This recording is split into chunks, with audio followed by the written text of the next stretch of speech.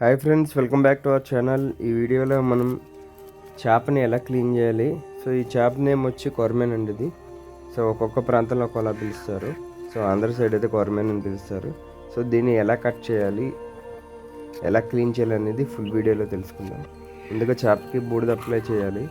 దాన్ని బాగా శుభ్రంగా పొలుసులు లేకుండా కట్ చేసుకోవాలి.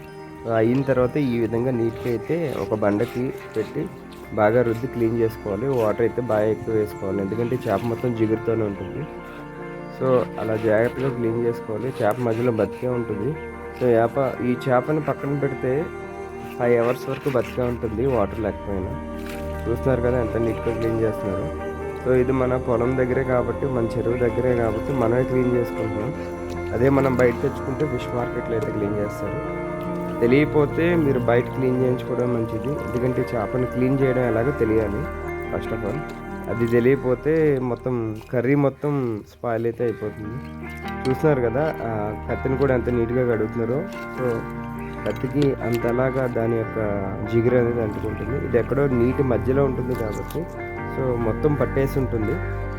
మనం జాగ్రత్తగా అయితే క్లీన్ చేసుకోవాలి. ప్రతి పార్ట్ నీట్గా అయితే కట్ చేసుకోవాలి.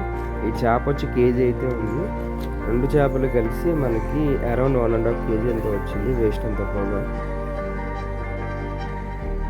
చూస్తున్నారు కదా ఇది గుడ్లతో ఉంది.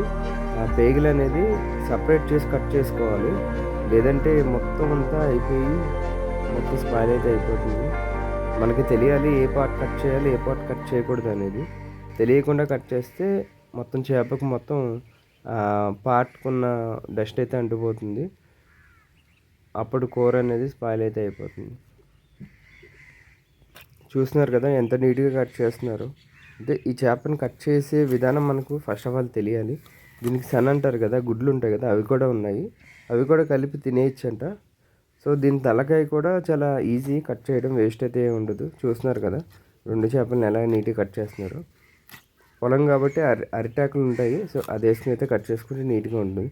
ఒక బకెట్లో వాటర్ వేసి దాంట్లో ఒక 2 spoons పసుపు వేసి ఈ కట్ చేసిన పీసెస్ అందులో వేసుకుని క్లీన్ చేసుకుంటే బ్యాక్టీరియా ఏమైనా ఉంటే పోతుంది. సో నా వీడియో మీకు యూజ్ అయితే like, share and subscribe. See you in next video. Bye.